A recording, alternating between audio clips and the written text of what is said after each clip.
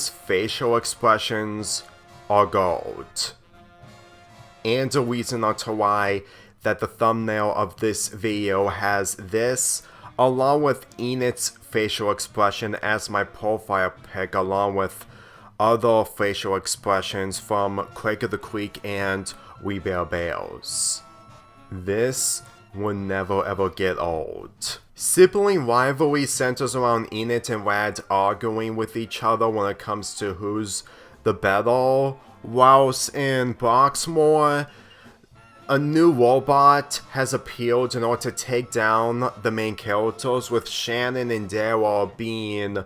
put on the shelves due to how terrible they are, who they also fight each other, which gave KO an idea by having him work with Shannon and Daryl in order to make things better for his friends in order to get along, but also have Shannon and Daryl work together like they did in the beginning of this episode. The third robot that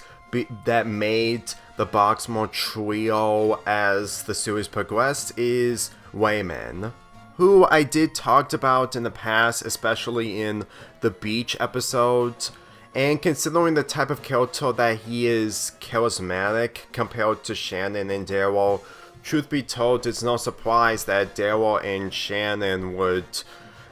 face off or have a sibling rivalry for the sake of being superior over Wayman. But at the same time, they're gonna have to work together, and in the side of KO dealing with Rad and Enid,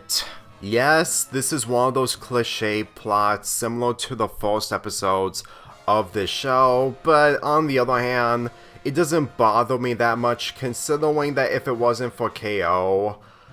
I'm pretty sure that these two would still argue with each other, which would have been a running gag that got old really fast. I will say this though, whenever you see the animation taking it over the top, it really makes the episode better. Granted,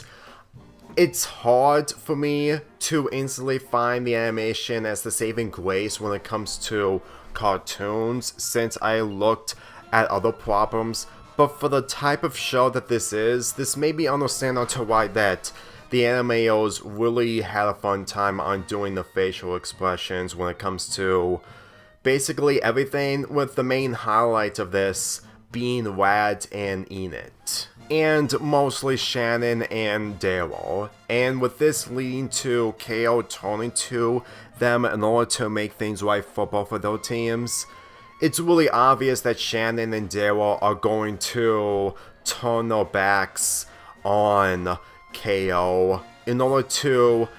make things right for themselves, along with Mr. Boxman. Granted, I'm totally aware that that's the type of material that you would expect from these characters,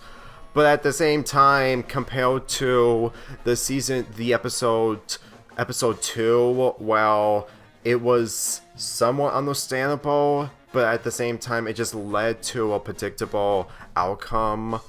The outcome in this made sense because, in all honesty, KO, despite being manipulated in the second episode, isn't being manipulated in this because, truth be told, Shannon and Daryl would still do what they do for the sake of impressing Mr. Boxman. Mr. Boxman in this episode is better than how he was in the second episode, but that's not saying much considering that the other antagonists, Shannon, Daryl, and Wayman, are taking center stage. I'm just saying, with the goal of stealing one letter of Gauze's sign of the bodega isn't really a bad thing, considering of the many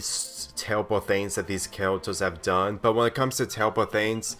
it's not meant to be over the top or serious, since I'm fully aware that these characters are supposed to be humorous in a way. Granted, it doesn't apply 100% to Mr. Boxman, but still. And since that Enid and Rad didn't come to rescue KO, since that they spend most of the time in front of the bodega, KO just handled this by himself by tweaking Shannon and Daryl on who should be treated better when it comes to the mission being complete, even though in reality it's not, since it forces them to get inside of a fight, and KO just took the R letter away from them. Honestly, considering that this is still the development of KO becoming a file, truth be told, this is honestly a lot more humorous, judging the fact that Shannon and Daryl just aren't the right people to work together, despite the fact that their brother and sister and Lord Boxman is their father. I've neglected to remember those details, mainly the fact that, despite how charismatic these characters are, it's kind of depressing to see Lord Boxman being in the position of building the same robots over and over again, even though if there's a reason behind all of it, but it just kind of makes me see that Lord Boxman just can't be able to have a family without building one. When it comes to the ending, it doesn't ruin the whole episode, but at the same time, it doesn't make the episode better, judging of how everything was resolved off screen between Rad and Enid. In all honesty,